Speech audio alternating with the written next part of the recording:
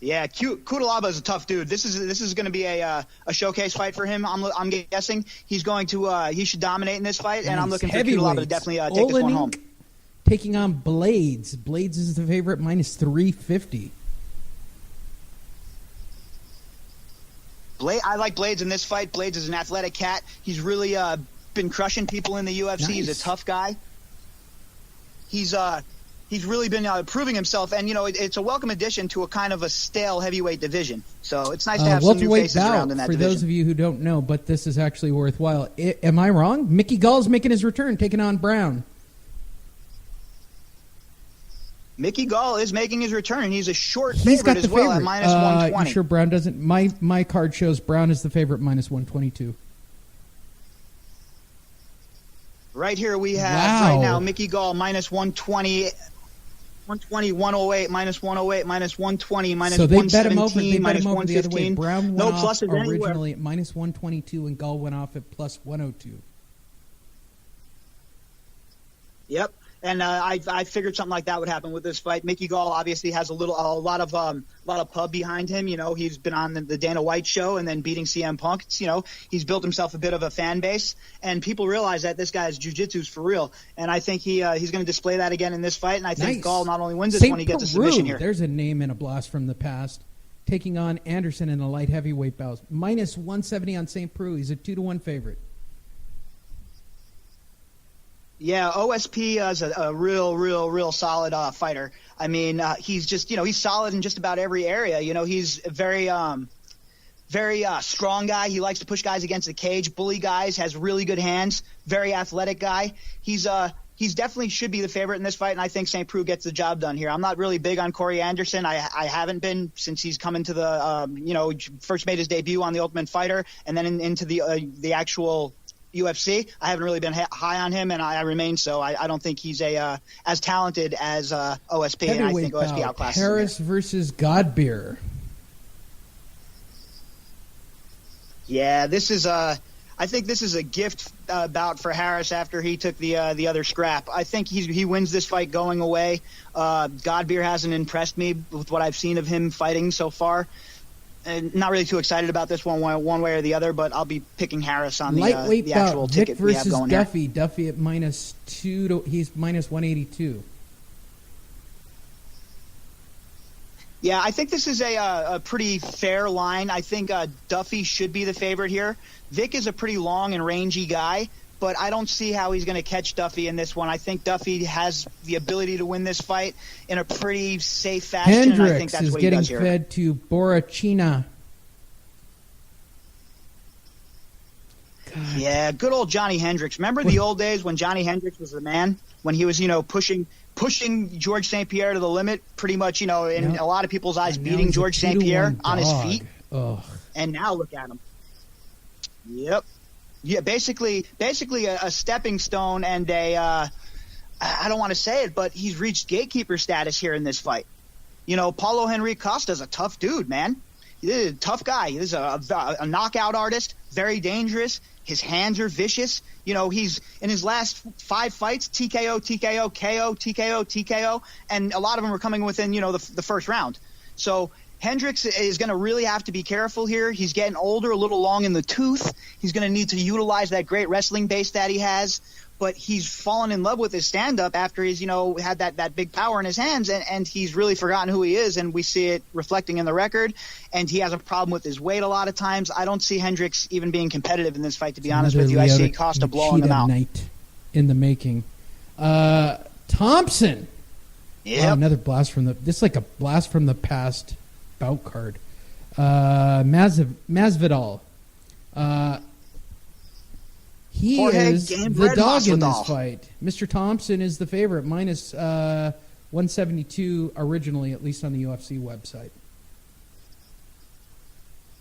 Yeah, it's bouncing around. It's right around there, 185, 182, et cetera, et cetera. This is an interesting fight for fight fans. I mean, Stephen Thompson, he's proven what he can do in his last few fights. I mean, Patrick Cote, Jake Ellenberger, Johnny Hendricks, Rory McDonald. These are all victims that have fallen victim to Stephen Thompson. Tyrone Woodley, draw, then he lost, A real close fight. I mean, it was a majority decision. We're talking a real close fight here. In fact, I had Thompson winning the fight, to be honest with you. Or is he just a good worker? I get that feeling that he's just a good worker. I don't know if he's I think he's on the cusp of being elite, but he's 34. So he is what he is at this point. So I think that with him and Gamebred here, this is a really good matchup because Masvidal is he's a pit bull. This is a guy that comes from the backyards with Kimbo Slice. This is a dude, this is a dude that wants to mix it up. He wants to get it dirty. And, he was on the ground with Maia in that fight, and Maia couldn't submit him. And frankly, I thought Masvidal won that fight. So, this is a real intriguing matchup to me. It's hard for me to pick someone here in this fight, but I'm going to have to go with Stephen Thompson just for the fact that I feel like he's a more well-rounded fighter. I don't think that Masvidal is better on the feet than Thompson or on the ground, and I think that Thompson does enough on the feet to win a decision here. The first of 3 title bouts, the women, Namajunas, and I'm going to butcher her name, aren't I? Jedrzejczyk? Joanna? That's just all over the place. I mean, I'm just going to enjoy listening to these guys try to get around their names for an evening. So she is a 5-1 favorite. This is a hugely lopsided fight. 7-1 favorite at some shops. She's fighting Thug Rose Namajunas, who I think looks exactly like 11 from Stranger Things, by the way. So I think that this fight, it's kind of intriguing because she's scrappy. There's no doubt about it. Rose is not going to come into this fight. She's not really going to be outworked, but she's going to be outclassed. I think that Joanna Champine is just levels above Rose at this point in their careers. And I mean, Joanna broke Rose in a phone conference already, had her crying about being mentally weak, and Rose went into the whole story about her childhood and how rough it is, and which I feel sorry for her and stuff. Don't get me wrong, but you probably shouldn't be breaking mentally over the phone when your opponent is a couple weeks out from busting you in the grill. Which takes us to 2 unbelievably great. This is a worthwhile purchase for any of you wondering, just for the co-main event. I don't know if the main event's going to live up to the hype. I feel like something dramatic's going to happen in that, but we'll get to it in a minute. I think the bantamweight title fight, TJ versus Cody. I'm a Dillashaw guy because I like that style. Cody's style is not quite as clean as TJ Dillashaw's. That's a good fight, and it's a pick'em. Cody Garbrandt goes in at -172. Dillashaw's +147. Obviously, the champion's got the nod here, but TJ's so good and so fast. And that bounce in, bounce out, relentless style is so effective. Yeah, TJ Dillashaw is really his movement is elite for an MMA fighter. The way he gets in and out of the pocket, he's in and out of the pocket quickly, there's no hesitation. He gets in, he gets out, and a lot of that is Bang Ludwig. His trainer, Dwayne Ludwig, was a great striker for many years, a great kickboxer, and obviously he didn't have that same style, but he has seen what Dillashaw is and what tools Dillashaw has, and he's completely converted a game plan to Dillashaw to use those tools correctly. So I think that when you see this fight, I think Cody coming off of the injury, I think Cody being so arrogant coming into this fight, I'm really leaning towards Dillashaw here. I think Dillashaw gets the minor upset. I think Dillashaw wins this fight in a tough 5-round grueling decision, but I think Dillashaw does enough to win here, and I don't think it's a close one. I think Dillashaw handily wins this one, probably 4 rounds to 1. For your main event of the evening. They're both going off at -105. They're a pick'em now. They're straight up pick'em. Bisping versus Georges St-Pierre. This is so good, I don't even know what to say about it. St-Pierre has spent time at the Wild Card Gym. He's worked on his stand-up. I don't think you ever have to question his ground game. And Michael Bisping has been so full of himself as the champion, and he's such a complete douchebag. I have never seen anybody in the UFC that I want to see get knocked out this bad. It's, he's one of the greatest moments of my life was watching Dan Henderson detach him from reality. That was one of the greatest moments in MMA history. It was fantastic to see. Somebody needed to give Michael Bisping a wake-up call that he's not as great as he thinks he is. Yeah, I was reading today that a quote from him talking about ever since, there's been steroid testing that he's been the man because he's always been clean and blah, blah, blah, blah, blah, blah, blah, blah, blah. And this guy is living in an alternate reality. So I don't know what kind of, injuries he has from prior concussions or something, but he's not living in reality.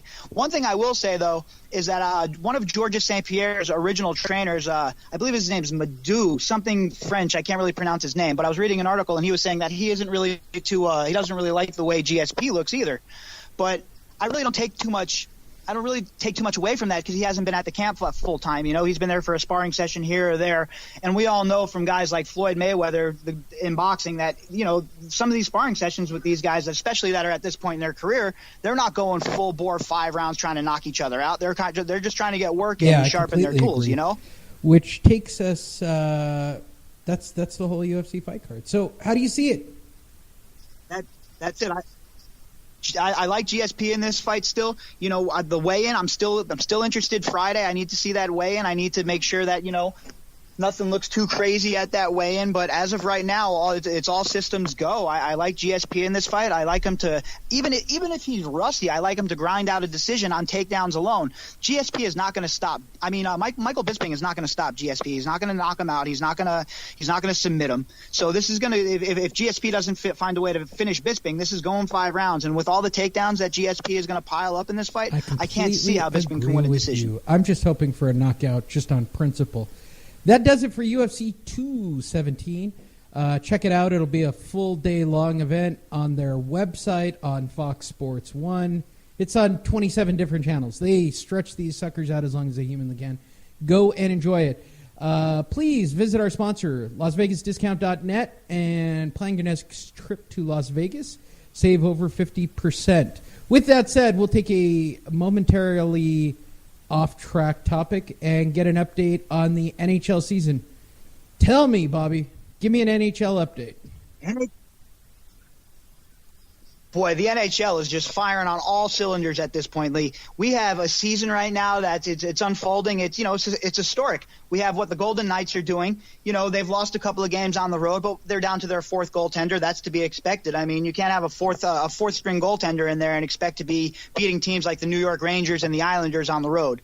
So, we got that going on. We have other really, really captivating stories still going on in Colorado with the whole Duchesne saga. Where's he going to end up? The Predators are moving in on the deal now. We have the Hurricanes moving in, the Penguins. Who the heck knows where he's going to end up? We have guys like, Brian Boyle, who was battling leukemia, and he's making his season debut Wednesday night for the Devils. There's a lot of compelling things going on in hockey. And, one thing I have to mention that I'd be remiss not to mention is the play of John Tavares for the New York Islanders. He's always been considered a world-class player, one of the best players in the world. But, man, oh, man, has this guy elevated his game in this contract year. Is he going to stay with the Islanders? Do the Islanders deal him? If they do deal him, what are they going to get in return? It has to be a king's ransom. I mean, there's only 2 or 3 players in the league that are as good as this guy. So, there's a lot of interesting things breaking in hockey right now, and I'm really, really pumped up. And we're only 15 games into the season. So, it's really getting interesting. Things are starting to line up. We're starting to find out who's who and what's what. Teams like the Rangers and the Canadians, who only had 1 win a few days ago, are up to 4 wins now. So people's mettle will get tested. The Golden Knights are on their first long road trip. They're 0-2 to start it off. They're going to have to get a win against a tough Boston team. So, we'll see. We're looking forward to a real interesting season, and I'm really excited to see where it goes. Fight Net Radio is going to be at Tough Enough's next event on November 11th. Visit toughenough.com, buy your ticket, then instant messenger us on either Facebook or Twitter. You can find us both, or you can look up Lee Honish, Leehonish, when you're at the event, and you get free drinks. I like to get everybody trashed at an event. That's just the way I roll. Which takes us to Let's Make Some Money, round number 2. We're talking the top 10 of college football. That's what we cover each and every week, how to bet it, what to do. Let's start off, coming off the bye week now, right? Georgia Georgia has slipped into the number one position, well, because Alabama had the bye week. So let's start with Georgia taking on South Carolina.